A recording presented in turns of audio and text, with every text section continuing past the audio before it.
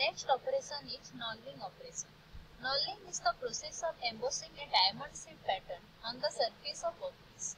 The purpose of knolling is to provide an effective gripping surface on the workpiece to prevent it from slipping when it is operated by hand. Here we can see the knolling operation in this diagram, and this is the knolling tool and the workpiece. The operation is perpetuated by special knolling tool which consists of one set of steel rollers in a holder. The tool is pressed against the revolving workpiece, producing depression in a regular pattern.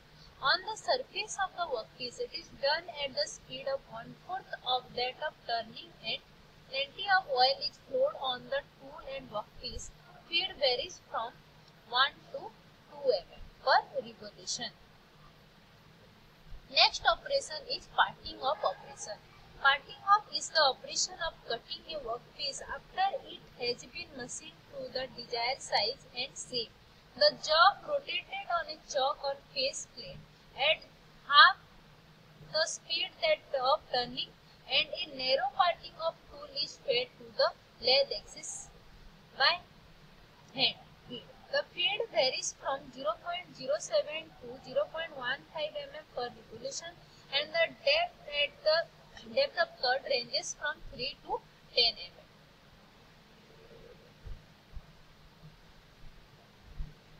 Next operation, that is internal machining operation, that is drilling.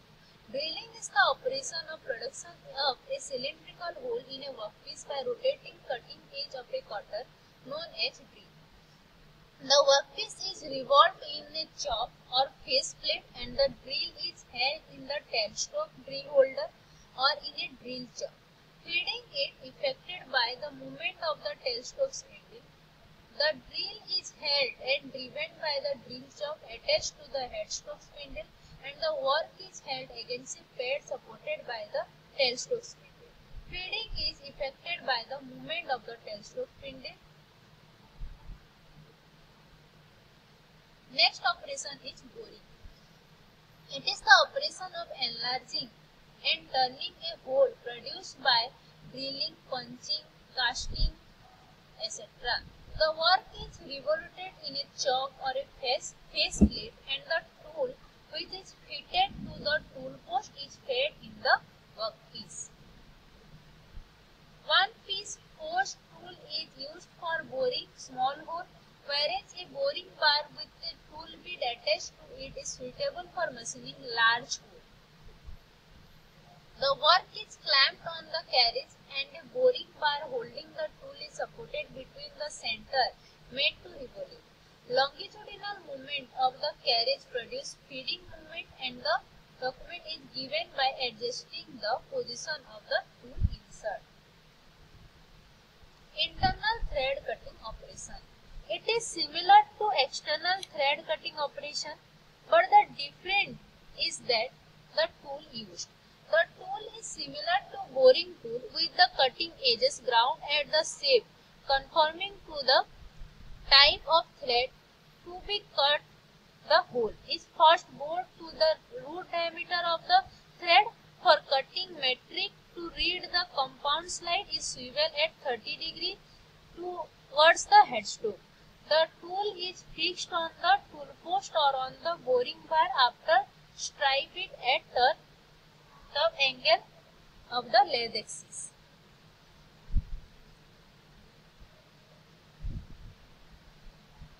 So here we have discussed about the different operations which are performed by the lathe machine. Next we will see, before working on a lathe machine, what are the safety precautions we have to take care. The safety measures during the machining operation. So before operating the machine, one should fully understand its operation, control, and how to stop it, else that may cause accident. All gears and gear end of the lathe should be properly guarded. Safety goggles are preferred to avoid damage to the eyes by flying chips. Avoid wearing rings, bracelet, or watch. Machine should not be left running, and operators should be allowed during a job. Before starting a lathe spindle by power, spindle should be rotated by 1 revolution by hand to make it sure that no falling is there. Safe distance from revolving chocks should be maintained. Tool and instruments should not be placed over the lathe bed. Sliding parts of the lathe should be cleaned and lubricated periodically. Chips should never be removed by hand. It can be removed by brush. Else it may hurt the fingers or hand.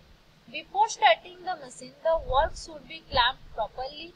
Before moving the carriage clamping spool should be unblocked. On hearing unusual noise, machine should be stopped immediately and should not be operated till the fault is clear. So here we have discussed about the lathe machine. Now we will see the next type of lathe, that is capstan and turret lathe, which are also known as production lathe. So a capstan or a turret lathe is a production lathe used to manufacture any number of identical pieces in the minimum time. The main feature is that the six-sided block mounted on the bed, which is known as turret head, where at a time 6 tools can be mounted and we can work at a time 6 different operations in one setting. Here we will figure out some difference between capstan and turret lathe and engine lathe.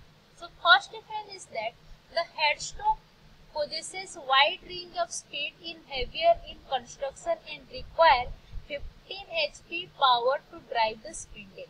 But in engine lathe, it requires only 3 HP to drive the spindle. Then in capstan lathe, the tool post mounted on the cross slide is a 4-way and a rear tool post is mounted on the rear side of the bed. In engine lathe, one tool can be mounted at one time only for one operation. In capstan lathe and turret lathe, the tailstock is replaced by turret, which is a hexagonal block where it contains 6 tools at 6 other faces. But in engine lathe, it can accommodate one tool. The feed moment of each tool set on square or hexagonal turret is irregularity by stop and feed strip. In engine lathe, the feed moment is given by head. In capstan and turret lathe, combination cords can be taken by mounted 2 or more tools on the same face of the turret, but in engine lathe, combination cords cannot be done. In capstan and turret lathe, the labor cost is less, and in engine lathe, the labor cost is more. In capstan and turret lathe, the threads are cut by die heads and taps, or the tool used die heads and taps. But in engine lathe, the threads are cut by lead screw. Center lathe is suitable for odd jobs having different shapes and size.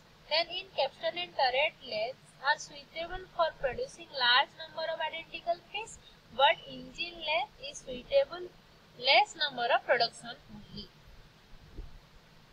Then the next difference is between capstan lathe and turret lathe. First we will discuss about the capstan lathe. It is a lathe where the turret head is mounted in slide which moves on the guide wheels produced on the saddle. But in turret lathe, the turret head is mounted directly on the saddle.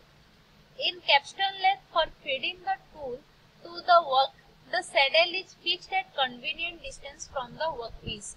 But in turret lathe, for feeding the tool to the work, the entire saddle unit is moved. In capstan lathe, it is suitable for smaller size and higher jobs. It is not suitable for heavy cutting condition.